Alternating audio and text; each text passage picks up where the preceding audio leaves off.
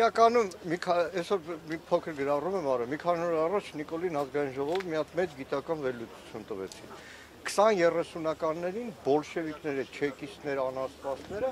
փորձել են եկեղեցին պառակտել մի հատ աղանդավորական շարժում ա եղել ազատ եկեղեցի։ Լրիվ նույնն է, ինչ որ տեր հայրեր, բան, նույն թեմաներով։ Չեն հաջողել, ամբողջ Կովկասով են փորձել հաջողել։ Անաստվածներ ամսագիր են տպել, թերթ են տպել, ամեն ինչը փորձել են արել, ոնց որ հիմա Տեր Արամներ, Դանիել Իվանեսյանները, այդ Դանոսը քնչական հասցնողներ, եւ այնինչ որ այսօր կատարվում է 37-ը մեր պապիները արդեն մեծ մասը չկա որ պատմի, 37-ը մեր բոլորի աչքի առաջ է։ Եվ նույն այսօրվա դատաքննությունը Սամվել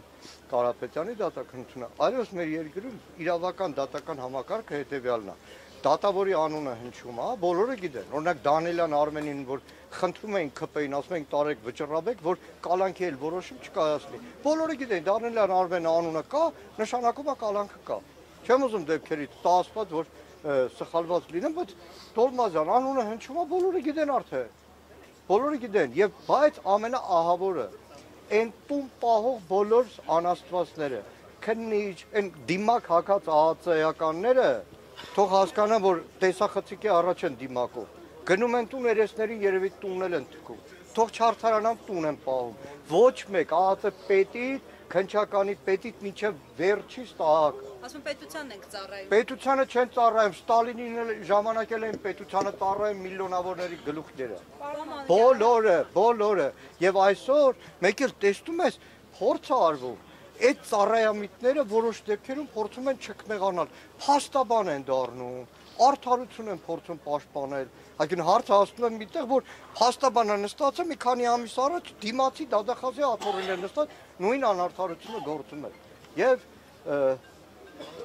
այս բոլոր տարիներին եղել են արդարություն, բայց այս ձևի ցինիկությունը հաստատ չի ներվելու։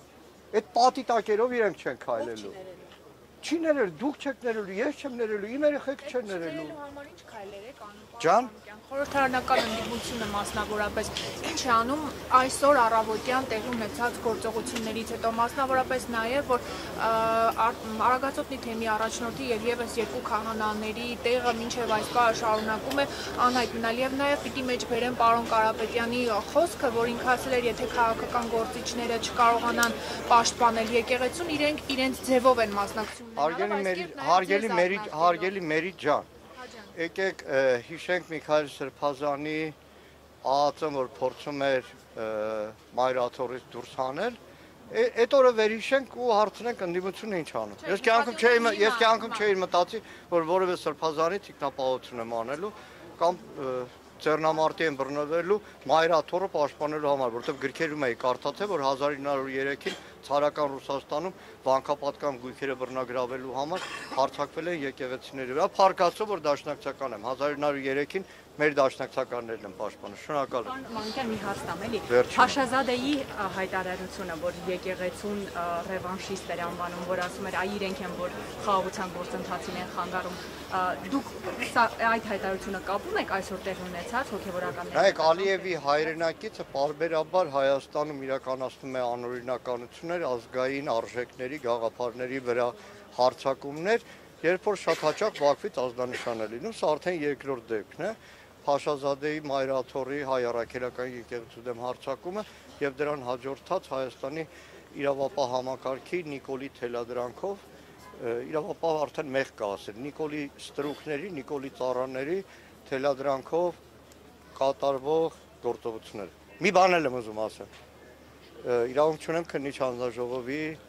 ուսումնասիրությունները պարզել։ Այստեղ ոստիկաններ են կանգնած, որ վստահաբար իրենց երեխաներն են կնքված, պսակ են արել, շատ հաճախ այդ ոստիկանների հետ անցնող տարիներին բախում ենք ունեցել, իրանք էլ են ասել, որ տուն ենք պահում, բայց մի բան, որ